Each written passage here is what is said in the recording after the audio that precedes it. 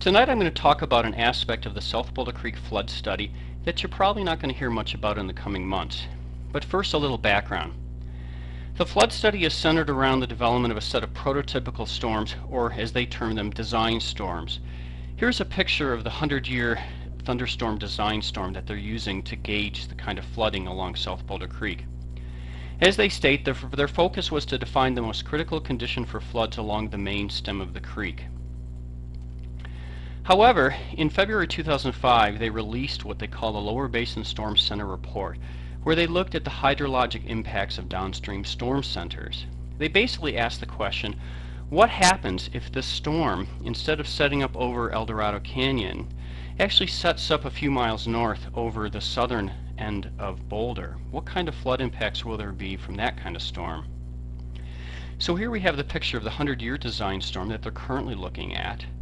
And they came up with 2 years ago what they call this lower urbanized basin storm, which as we see is centered over South Boulder. They came up then with some estimates about the amount of discharge or flooding that's coming through these lower subbasins delineated in black. And the results are pretty startling. The lower basin storm has anywhere from 23 to 43 times the amount of discharge or flooding from this kind of storm than there is from the design storm, what they're officially studying as part of the study. What's really scary to me, though, is that these numbers are actually off by a factor of 2. These numbers were based on the old hydrology numbers, and since then they realized they made a pretty serious mistake in their design storm development, and they have since doubled. So one could assume then that these lower basin storm numbers themselves have also doubled. So the report talks about the hazards, and they state pretty clearly that these hazards may far exceed the hazard associated with main stem floods. So what this is telling me is that after all the money spent and all these years of effort, there still isn't a good handle, a good understanding of flood risks to the residents of South Boulder. The city responses has been tepid at best. I've talked with Alan Taylor about this issue a number of times.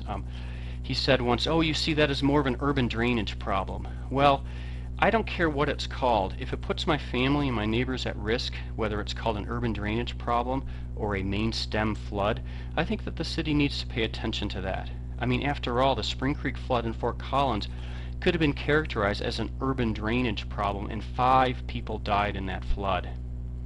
Alan also described this as that microbursts can happen anywhere. There's always going to be hazards. Yes, there's always going to be hazards, but they've put all this effort and time and money into studying the current design storm and the impacts on Boulder. All this is saying is that same storm shifted north just 2 or 3 miles. And to me, this picture really sums up those responses. It's very much sticking one's head in the sand. The report concludes that this kind of hazard really needs to be defined and factored into any floodplain management and flood mitigation strategies. And I really hope that the city and this council can take this kind of hazard seriously. In particular, you have penciled into the 2008 budget $3 million for South Boulder Creek flood mitigation work. Well, let's make sure that we spend this money wisely and that we spend it to mitigate the flood that really presents the highest hazard to the residents of Boulder. Secondly, Hogan Pan Coast. The city has recently received a concept plan and annexation review application. The developer wants to put 130 homes, including 50 homes for senior citizens, smack dab in the middle of these 2 lower basins that receive the brunt of this kind of flooding. Given the huge unknowns around the risks and the hazards that this kind of flooding entail, I think it would just be total malfeasance for the city to entertain any kind of development application until these hazards are truly quantified and known. Thank you.